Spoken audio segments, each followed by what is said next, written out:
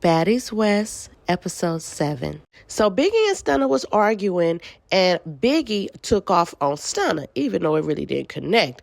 But now they ready to go head up. So Stunna's getting ready. She's tying her hair up. She's kicking her shoes off. Child, I even think she was trying to take her lashes off. This girl was getting battlefield ready. I think she was even on the wall doing some stretches because Biggie was like, you doing too much. Then Stunna had tied her shirt up and she was officially ready. So when she got there and she took her stance, I was kind of scared for Biggie because Biggie was holding her hands like a little sus. It was looking like, put your dukes up. Like Stunna was squared up. Stunna was like, let's go. Biggie was like, she was scaring me because she's starting off wrong already and ain't even threw one punch. And speaking of throwing punches, child, Biggie was not trying to throw no punch. Biggie was out there trying to catch the punches. And I'm not lying. I told y'all I was going to watch this in slow motion. And in slow motion, Biggie opened her hand up and tried to catch Stunna's fist. Girl, I was so disappointed with these two big mouths. I mean, neither one of them could fight. Stunna started grabbing and slapping at Biggie, and Biggie, like I said, was grabbing fists, and then they started hugging and hair pulling. I was really surprised by Stunna Girl, though. All these fights you done had, and you out here let Biggie get you in the headlock.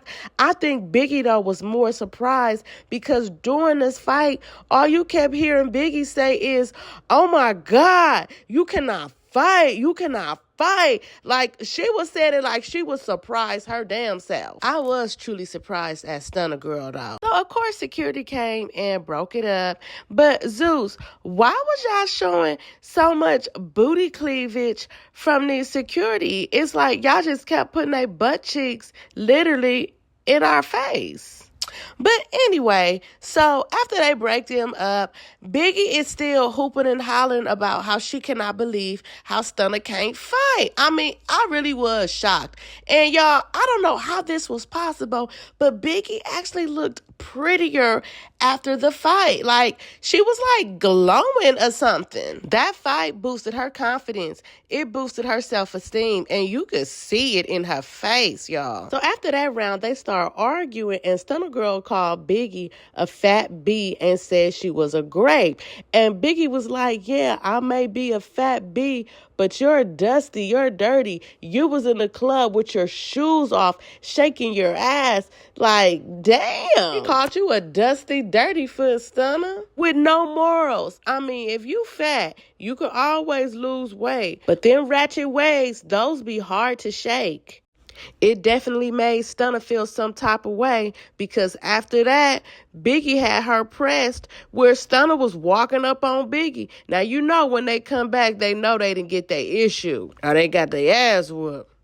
Now, before this round, I really wish I could have talked to these girls to just give them some little pointers and teach them how to fight real quick because I was very disappointed in the last round. I mean, let's just break it down real quick for those of y'all out there who don't fight or, you know, might get in a little altercation. Rule number 1, ain't no rules, okay? Ain't no rules to fighting. Everything is going. Number 2, don't be afraid to take a hit.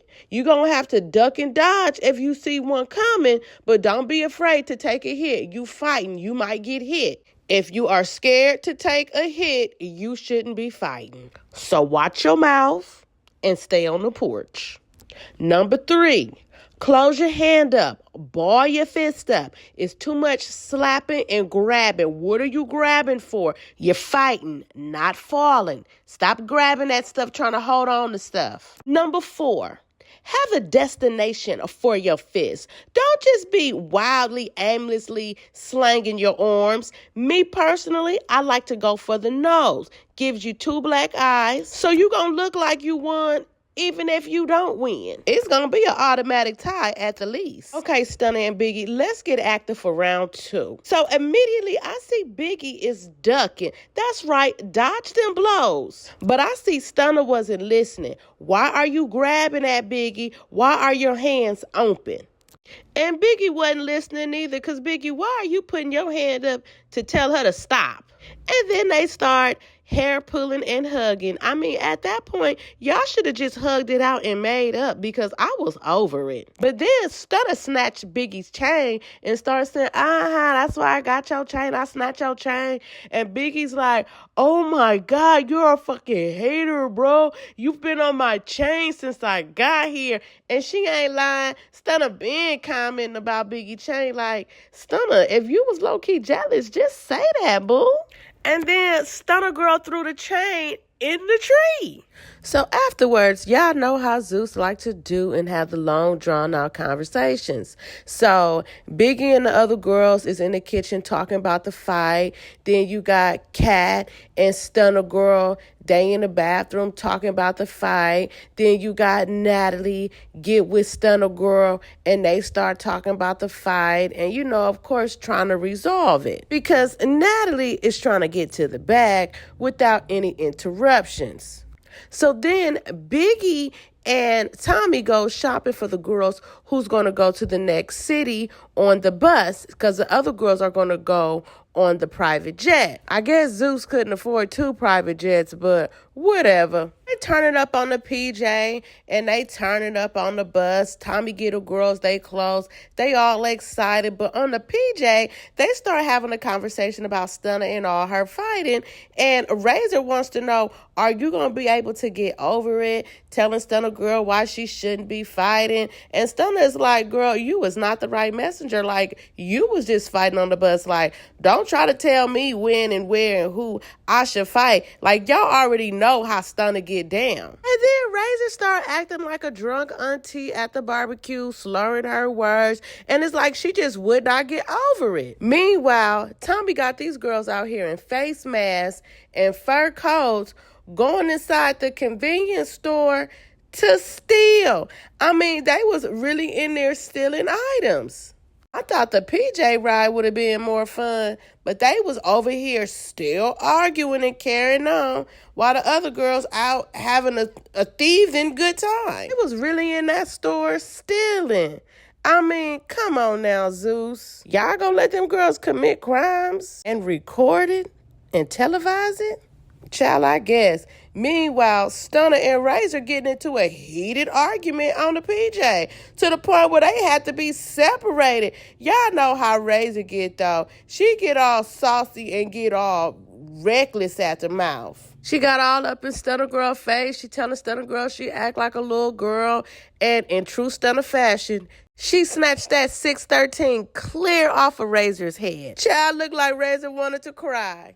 Was trying to get Razor off the private jet, and Razor kept saying, no, I'm not going without my wig. I'm not going without my wig. She was crying for that wig like it was her firstborn child. I said that 613 wig must have been plucked right, bleached right, sat right on her head because she was not leaving it behind. I mean, she seemed like she was sober when she was trying to get that wig. But I tell you, when Razor drink, she's an old nasty, belligerent, angry drunk that want to get all in your face and try to get you to understand something. Girl, go sit down. Now, y'all know I don't mind all the ratchetness, but I do feel like they need therapy Thursdays. So on the next episode, Razor is yelling something about F. Krishan.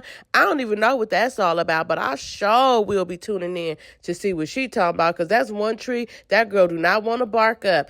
And then they had Kat, where she finally had like a scene, a moment to herself that was about her, and child, she on there crying, y'all. I guess this gonna be her breakout episode because her and Twin and them was outside dressed alike and arguing because Kat felt like Stunna girl shouldn't be fighting. So they get their little friendship breaking up. They're not gonna be a duo no more. As Miss Kat realized she don't get no screen time if Stunna ain't around. So she trying to go her separate ways. Now the girls also sit down and have a little chit chat, and Tommy is going off on somebody as to why she should get paid more since she's a special guest. Now, I don't know exactly who she was talking to. It looked like she was talking to Miss Cat, but I doubt it because she also got up, take her shoes off, and security had to like come and stop her from whoever it was she was walking over to. But everybody that was sitting down was looking real calm. I was confused, child. I figured maybe Tommy had did a line and she was just like, amped up.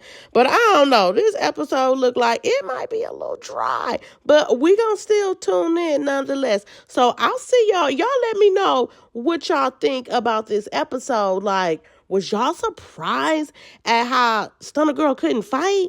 Like, Biggie, I really wasn't surprised, but Stunna Girl, you kind of shocked me. And all you do is pull hair. Make a psycho, make a traffic psycho.